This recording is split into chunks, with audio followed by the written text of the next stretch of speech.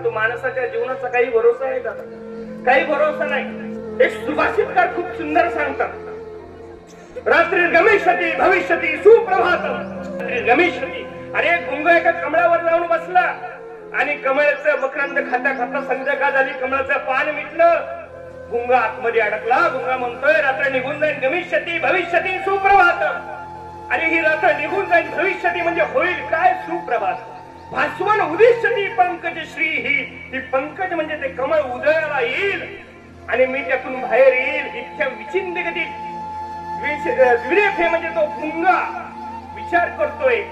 तेवढ्याच वेळात हंत हंत नलिनी गज उच्चहार, त्याच वेळेस एक हत्ती येतो आणि ते कमल दल आपल्या सोंडेने उघडून फेकून देतो. गुंगाई गेला आणि कमळही गेलं. आपल्या भविष्यात काय होईल आपल्याला खूप चिंता असतात, परंतु त्या चिंता क्षणार्धात घालवण्याचं सामर्थ्य ज्याच्यामध्ये आहे त्याला मृत्यू असं म्हणतात.